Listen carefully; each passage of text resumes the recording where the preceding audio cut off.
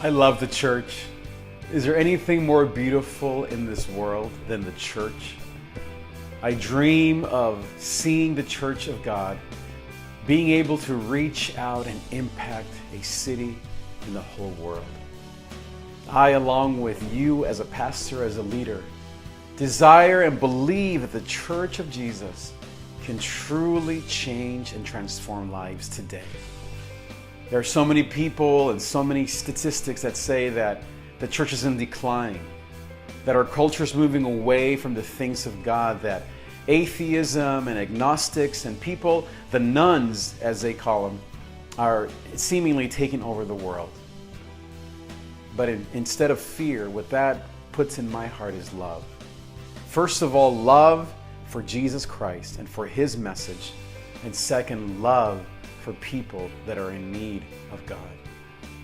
But how do we as leaders mold and shape and move our churches through this season of transition, of adaptation, of just simply of thinking through these topics?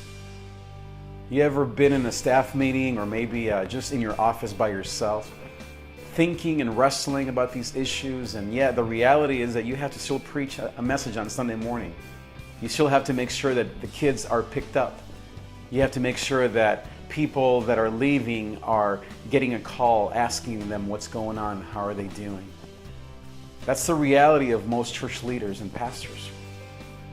My desire is to be that voice, to be that person that you can talk to about these things.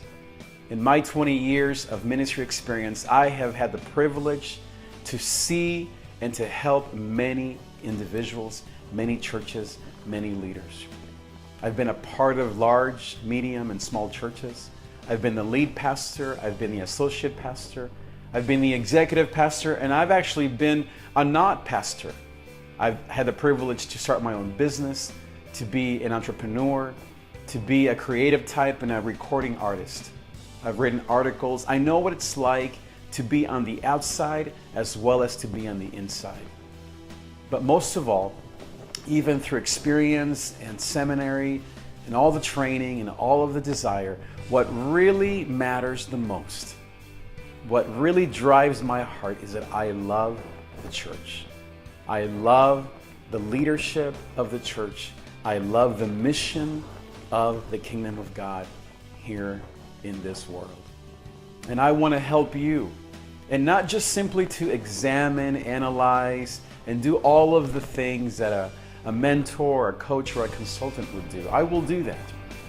But my desire is to truly bring joy and hope and a sense of I can do it to you as a leader. I have many tools that by the grace of God I've been able to accumulate through the years.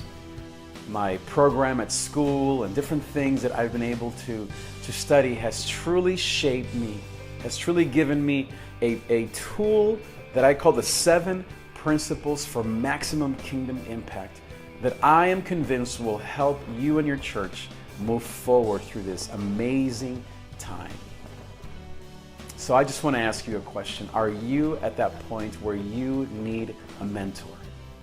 Not just a church consultant, not just someone to go through your budget and find ways to cut staff and to make things leaner and to grow in size, but truly to give you hope, guidance, and a sense of joy.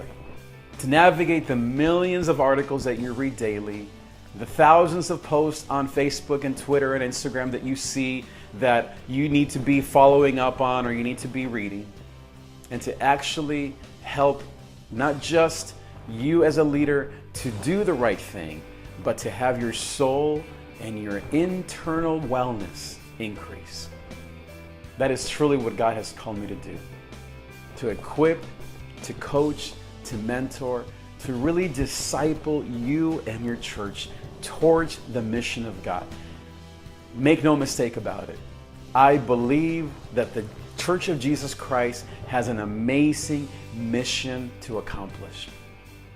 But I'm convinced that it's going to be those church leaders and those faith communities that think through this and that have the courage to look for assistance and to navigate this amazing time with someone, whether it's me or somebody else, that will truly lead our church forward.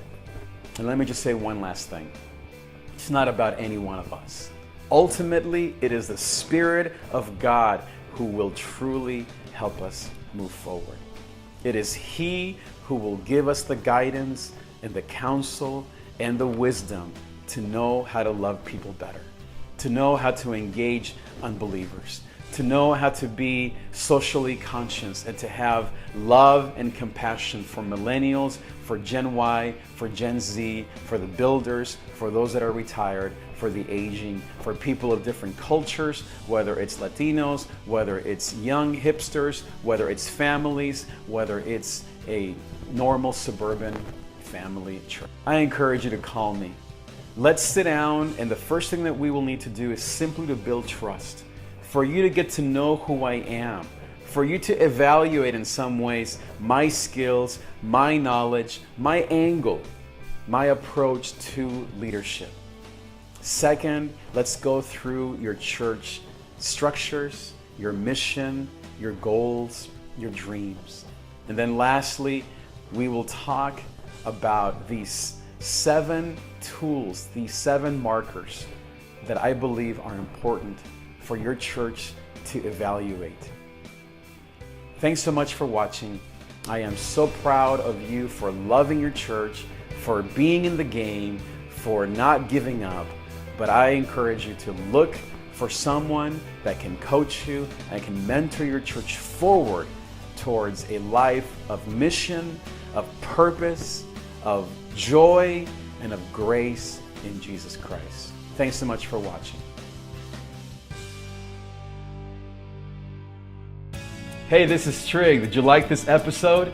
There are 3 things that you can do to make sure that you stay on track with Gozo Living and with this message of joy. First, subscribe to this channel. Subscribe so that you can every week get a notification so that you know when these videos are ready for you to enjoy. Second, go to my website and sign up for the free article that I wrote for Leadership Journal called High Anxiety: How Anxiety No Longer Defines Me. And then third, also on my website, sign up to get my free newsletter that comes out every week that has funny jokes to give us joy, that has some of the content on conferences and articles that I'm writing that are not in this channel. You can click on the subscribe button right here on this video.